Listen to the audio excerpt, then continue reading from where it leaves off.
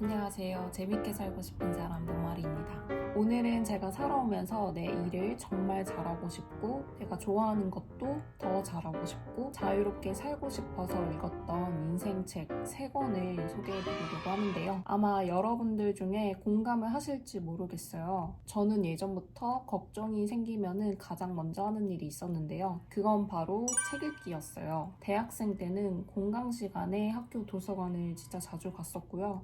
그때는 진로에 대한 고민도 많았으니까 정말 많이 읽었어요. 지금은 서점에 가거나 밀리의 서재에서 내가 고민하는 부분들의 어떤 코너를 뒤져보면서 책을 찾고요. 그래서 내가 지금 고민하는 것에 어떤 해결책을 제시를 해준다든지 공감을 해주는 그런 책들을 캐냅니다. 그래서 오늘 소개해드릴 책들은 제가 인생에서 어려움을 겪었을 때 지혜롭게 헤쳐나갈 수 있도록 도움을 줬던 보물 같은 책입니다. 정말 고민하고 신중하게 골라낸 책들이니까 영상 시작하기 전에 좋아요와 구독 부탁드릴게요. 첫 번째 책은 하고 싶은 게 너무 많아서 고민이었던 27살 12월에 읽었던 책, 에밀리 와프닉이 쓴 모든 것이 되는 법이라는 책입니다. 27살 그때 당시 썼던 독서 기록들을 보면은 제 고민이 이렇게 쓰여 있어요. 나는 오래전부터 이것저것 옮겨 다니기를 잘했으며 소위 진드커니 하는 맛이 없었다. 사진에 관심 있었을 때는 사진 관련한 책을 다 찾아보았고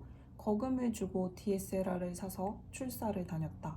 그것도 잠시 자전거에 빠져서는 온갖 종류의 자전거를 다 찾아보고 픽시라는 자전거를 사서 등하교를 했다. 또 한 번은 커피에 빠져서는 커피에 관한 책은 모두 빌려보았고 바리스타 자격증까지 취득하고 나서야 그 욕심을 잠재울 수 있었다. 이렇게 말하면 취미 분야는 끝도 없다.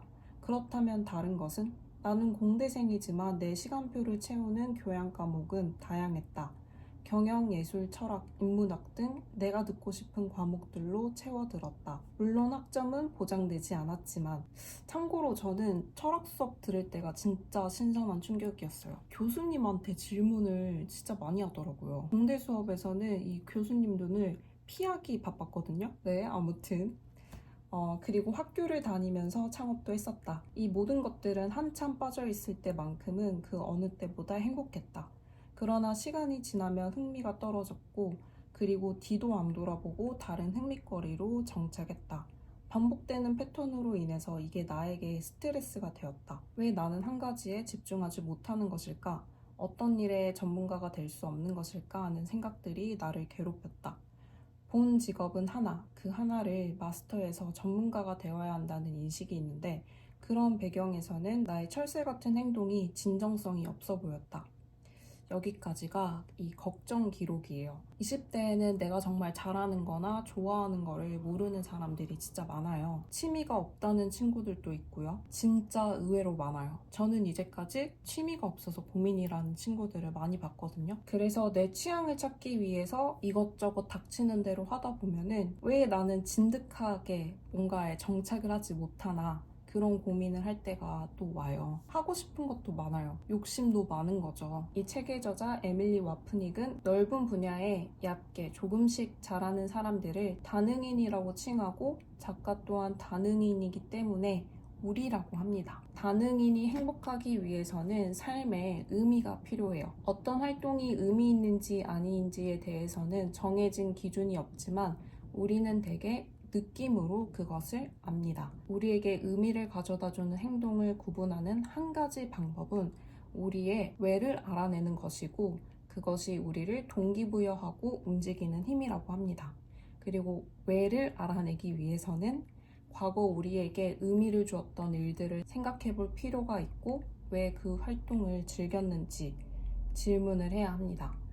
다능이는 넓은 범위에서 조금씩 알고 있기 때문에 이를 융합을 해서 활용을 하는데 능통한 사람들이에요. 제가 이 책을 덮고 나서는 하나를 끈기 있게 못하는 나 아니면 전문성이 없는 나가 아닌 여러 가지를 할 줄 아는 능력 있는 나로 보기 시작했어요. 이게 진짜 엄청난 발상의 전환입니다. 내가 어떤 거에 관심을 갖게 되면은 결국에 어떤 분야이든 언젠가는 그게 도움이 될 거를 알고 있기 때문에 도전하는데 주저가 없어집니다. 그리고 아이디어를 내고 기획을 하고 어떤 프로젝트를 진행을 할 때 조금씩 알고 있는 이 지식들을 이렇게 섞어가지고 평범하지 않은 것들을 만들어내요. 그래서 여러분, 내가 하고 싶은 게 너무 많거나 취미가 많고 그래서 끈기도 없고 전문성도 없어 보이고 그럴 때는 이 책을 꼭 읽어보세요. 여러분들에게 엄청난 위안을 줄 수 있을 뿐더러 지금까지와는 다른 관점을 갖게 될 거예요. 다음은 28살 9월에 나의 행복을 누리기보다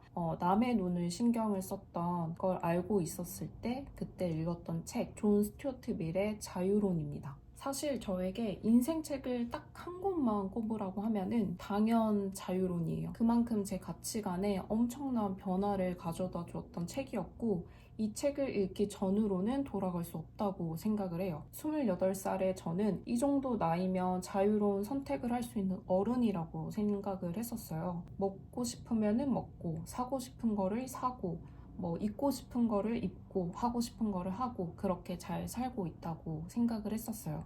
그리고 또래에 비해서 남 눈치를 잘 안 보고 잘 살고 있다라고 생각을 했습니다. 그런데 그게 아니더라고요. 하고 싶은 게 요 앞에 있어도 다른 사람이 똑같이 이거를 하고 싶어 할까봐 눈치를 보고 있다가 결국에 양보를 하고, 아니 뺏겼다고 해야 될까요? 집에서는 내가 큰딸이니까 모범을 보여야 될 것 같고 회사에서는 내가 막내니까 선배들에게 착해 보여야 될 것 같고 너무 마음대로 있기에는 다른 사람들이 이상하게 볼까봐 또는 이렇게 말하고 행동을 하면 멍청해 보일까봐 해퍼 보일까봐 이런 식으로 나를 눌러왔더라고요. 근데 웃긴 거는 내가 어떤 잣대를 가지고 이 판단을 하려고 드니까 그게 남들을 볼 때도 똑같이 평가를 하게 되더라고요. 저 사람은 왜 저런 말을 하지? 왜 저런 행동을 하지? 이상하다, 유치하다, 이렇게요. 책에서는 이렇게 나옵니다. 인간 사회에서 누구든, 개인이든 집단이든 다른 사람의 행동의 자유를 침해할 수 있는 경우는 오직 한 가지, 자기 보호를 위해 필요할 뿐이다. 다른 사람에게 영향을 주는 행위에 한해서는 사회가 간섭할 수 있다. 이에 반해 당사자에게만 영향을 미치는 행위에 대해서는 개인이 당연히 절대적인 자유를 누려야 한다.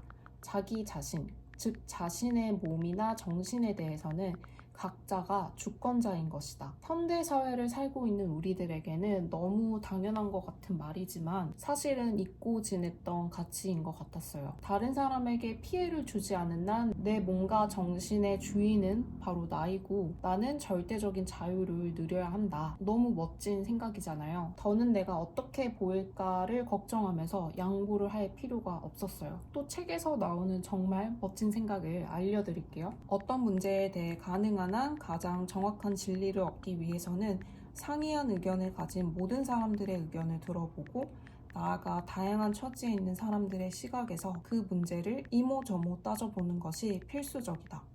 이 문장은 자유토론이 불가피하다는 것을 말해줍니다.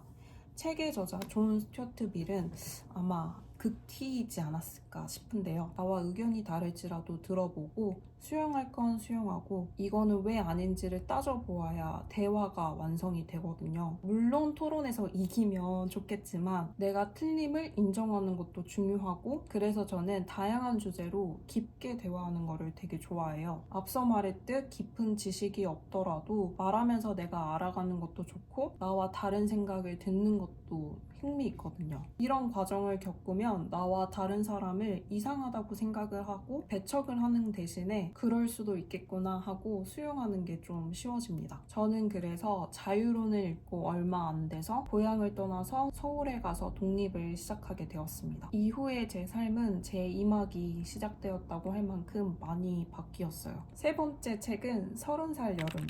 좋아하는 것을 어떻게 더 잘할 수 있을까를 고민하면서 읽게 된 책, 무라카미 하루키가 쓴 달리기를 말할 때 내가 하고 싶은 이야기입니다. 30대가 되면은 내가 무엇을 좋아하는지, 내가 어떤 일을 잘하는지를 20대보다는 좀 명확하게 알게 돼요. 그만큼 경험도 많이 쌓였고 금전적인 여유도 생기니까 이것저것 해볼 수 있는 그런 여유가 생기게 되었거든요. 이때부터는 새로운 고민을 하기 시작합니다. 내가 좋아하는 이 운동, 취미생활, 이 일 어떻게 하면 더 잘할 수 있을까? 그런 좀 여유로운 고민인 거죠. 저의 30살의 여름은 달리기에 되게 미쳐 있었어요. 말 그대로 미쳐 있었어요. 무릎이 나가도 병원에 가면은 뛰지 말라고 할까봐 아픈 거를 참고 뛰었고요. 퇴근하고 나서 저녁 먹고 달리기를 하면은 배가 아프니까 저녁을 안 먹고 굶고 그냥 뛰었어요. 주말에는 새로운 러닝 코스를 찾으려고 차를 타고 이제 공원을 찾아 나섰습니다. 기록이 점차 나아지는 거를 보는 거는 좋았는데 그럴수록 더 잘하고 싶었어요. 책에서는 하루키의 달리기를 대하는 태도가 이렇게 나옵니다. 매일 달리는 것은 나에게 생명선과 같은 것으로 바쁘다는 핑계로 인해 건너뛰거나 그만둘 수 없다. 만약 바쁘다는 이유만으로 달리는 연습을 중지한다면 틀림없이 평생 동안 달릴 수 없게 되어버릴 것이다. 계속 달려야 하는 이유는 아주 조금밖에 없지만 달리는 것을 그만둘 이유라면 대형 트럭 가득히 있기 때문이다. 우리에게 가능한 것은 그 아주 적은 이유를 하나하나 소중하게 단련하는 일뿐이다. 시간이 날 때마다 부지런히 빈틈없이 단련하는 것. 하루키에게 달리기는 단순히 취미 그 이상이었습니다. 소설가라는 직업을 꾸준히 하기 위해서라도 놓지 않는 생명선이었어요. 매일 쉬지 않고 계속 써나가며 의식을 집중해 일을 하는 것이 자기라는 사람에게 필요한 일이라는 정보를 신체 시스템에 계속해서 전하고 확실하게 기억시켜 놓아야 한다. 그리고 조금씩 그 한계치를 끌어올려 간다. 의식하지 못할 정도로 아주 조금씩 그 수치를 살짝 올려간다. 이것은 매일 조깅을 계속함으로써 근육을 강화하고 러너로서의 체형을 만들어가는 것과 같은 종류의 작업이다. 자극하고 지속한다. 또 자극하고 지속한다. 물론 이 작업에는 인내가 필요하다. 그러나 그만큼의 보답은 있다. 저는 어쩌면은 더 어렸을 땐 이것저것 관심사를 옮겨 다녔으니까 어떤 그 지속하는 힘을 배우고 싶어 했던 것 같아요. 러닝을 잘하고 못하고를 떠나서 정말 오랫동안 해오고 있는 운동이거든요. 달리는 시간 동안 숨이 턱끝까지 차올라도 지속하는 힘, 러닝이라는 운동 자체를 계속 지속해오는 힘, 그리고 그런 지속하는 힘들이 모여서 나의 일에서도 발현이 되었으면 하는 그런 마음인 것 같아요. 달리기를 좋아하는 사람은 무조건 후회가 없을 거고요. 일에 대한 가치관에 관심이 있으신 분들도 분명히 좋아하실 책입니다. 저는 벌써 4년차 느슨한 러너이고요. 해외여행을 나가도 러닝화를 일단 챙기고 오줌 러닝도 즐길 줄 알고 이제는 내 무릎 상태도 살피면서 뛸 줄 아는 그런 러너가 되었습니다. 오늘은 오늘날의 저를 만들어준 그런 인생책 3권을 꼽아서 보여드렸습니다. 저도 이번 영상을 준비를 하면서 예전의 기록들을 되게 오랜만에 들춰보는데 그땐 이런 고민을 했었구나 라면서 보게 되었어요. 여러분도 비슷한 고민을 하고 계신다면 이 책들이 꼭 도움이 되실 거예요. 댓글로도 인생책을 공유해 주시면 좋을 것 같고요. 제가 책 추천받는 거를 진짜 좋아하거든요. 그럼 다음에 더더 인사이트한 영상을 가지고 찾아오도록 하겠습니다. 영상 끝까지 시청해 주셔서 감사합니다.